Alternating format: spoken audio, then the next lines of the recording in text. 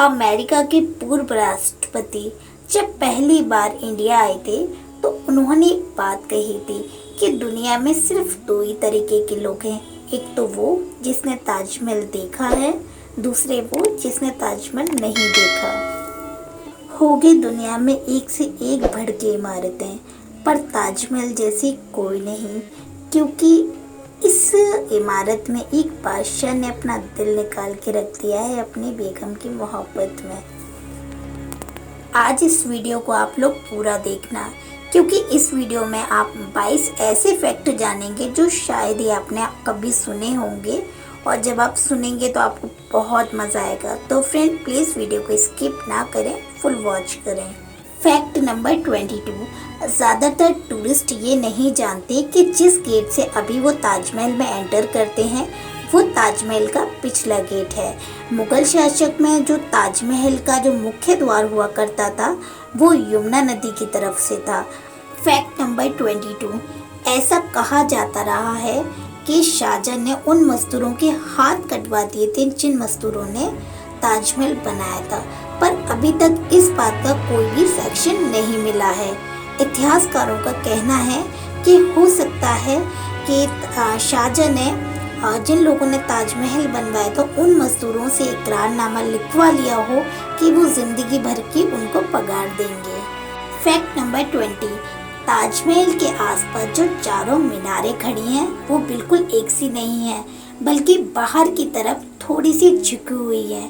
ये इसलिए थोड़ी सी झुकी हुई हैं, अगर कभी किसी टाइम में भूकंप आया तो ये बाहर की साइड गिरेंगी, जिससे ताजमहल को कोई नुकसान नहीं पहुंचेगा। फैक्ट नंबर 19, शायद आप लोगों को लगता हो कि कुतुब मीनार भारत की सबसे ऊंची इमारत है, पर ऐसा नहीं है।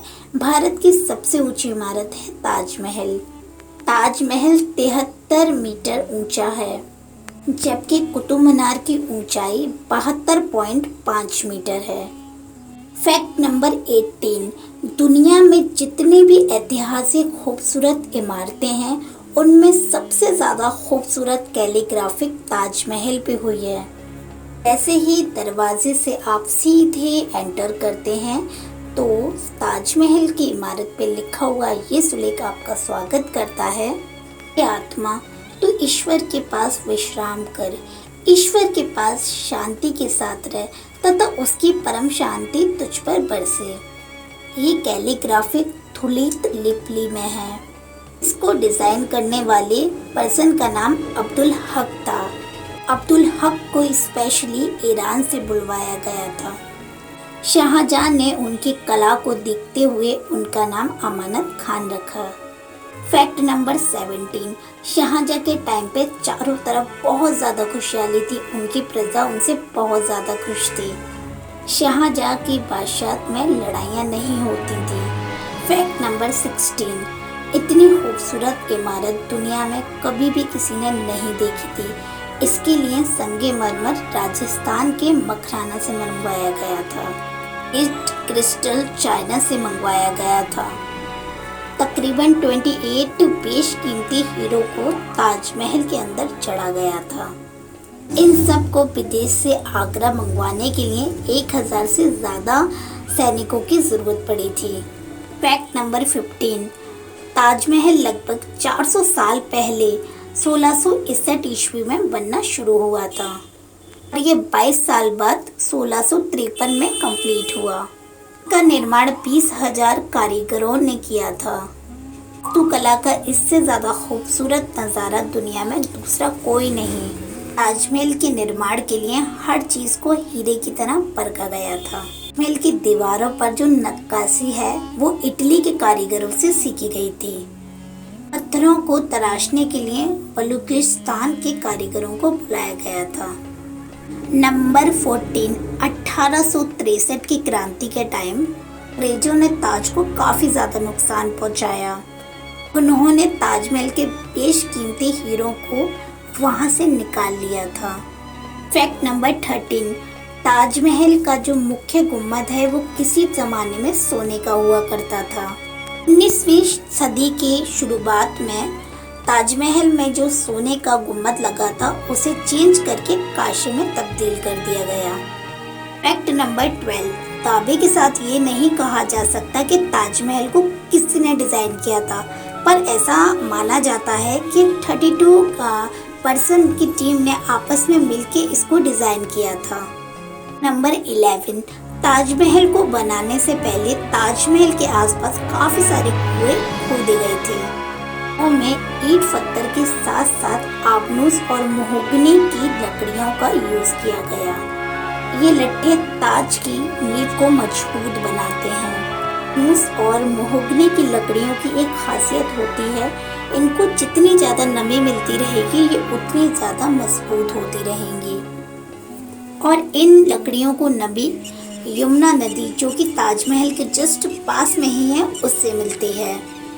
यमुना नदी का जलस्तर दिन पे दिन घटता जा रहा है। यही वजह है सन 2010 में ताज में कुछ दरारें देखी गई थी। फैक्ट नंबर 10, जब ताजमहल बनाया गया था 1663 ईस्वी में, तब इसकी कीमत करोड़ों में आकी गई थी। फैक्ट नंबर 9, सन 1979 में P.N.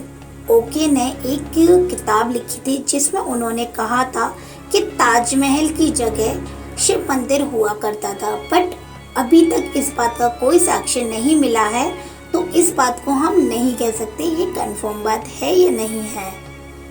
वहाँ कभी शिव मंदिर हुआ करता था, इसका अभी तक कोई प्रमाण नहीं मिला है, बल्कि हमारा इतिहास इस बात का प्रमाण जरूर देता है कि इसको शाहजहां द्वारा बनवाया गया था।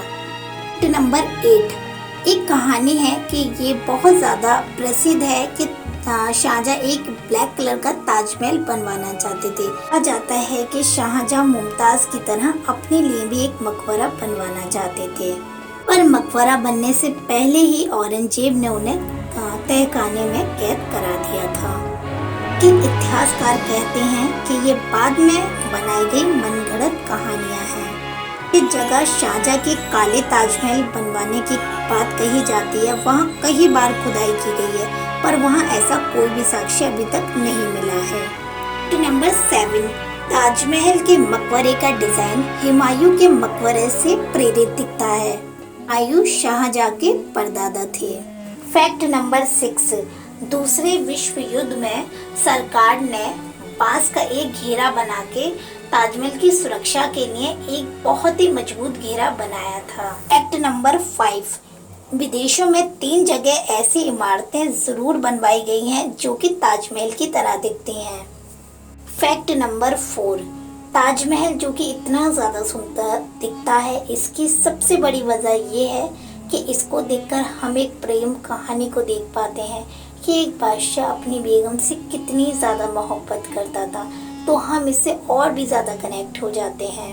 फैक्ट नंबर 3, मुमताज़ महल को पहले बुरहान में ही दफनाया गया था क्योंकि वहीं पर उन्होंने इंतकाल फरमाया था। बुरहान से लाकर मुमताज़ महल को जब तक ताजमहल नहीं बन गया 22 साल तक ताजमहल के पास जो बागीचा है उसमें दफनाया गया। जब बाद में ताजमहल पूरा हो गया तो उसके बाद उन्हें मकबरे के मुख्य जगह पे जाकर दफनाया गया। फैक्ट नंबर 2, ताजमहल से इतनी ज़्यादा मोहब्बत थी शाहजहां को कि उनका पूरा ध्यान ताजमहल में ही रहा। उनके खुद के बेटे ने ही आगरा पे आक्रमण करके उनको कैद खाने में कैद कर लिया। अच्छा जी, जब औरंगजेब ने शाहजहां को कैद कर लिया तो उन्होंने शाहजहां से पूछा कि आपकी कोई एक ख्वाहिश बताइए जो मैं पूरी कर सकता हूँ। तो उन्होंने कहा कि मुझे ऐसी जगह जाके कैद में रखें आप जहाँ से मैं हर पल ताजमहल को देख सकूं, और उनकी ये ख्वाहिश को पूरा कर दिया गया। आखिरी सांस भी उन्होंने ताजमहल में ही ली थी। उसके बाद उन्हें अपनी बेगम के पास ही दफनाया गया है। फैक्ट नंबर 1, शाहजहां जानते थे कि एक दिन ये दौलत नहीं रहेगी, ये शोहरत नहीं रहेगी, ये सल्तनत नहीं रहेगी। अगर कुछ रहेगा तो उनकी मोहब्बत रहेगी। शायद इसी चीज़ को देखते हुए उन्होंने अपनी बेगम के लिए ताज बनवाया। सो फ्रेंड, आज आप लोगों ने मेरे साथ देखा है ब्यूटीफुल सा ताजमहल। आई रियली होप आपको मेरा ये वीडियो पसंद आया होगा। अगर वीडियो पसंद आया हो तो प्लीज़ वीडियो को लाइक करें, चैनल को सब्सक्राइब करें।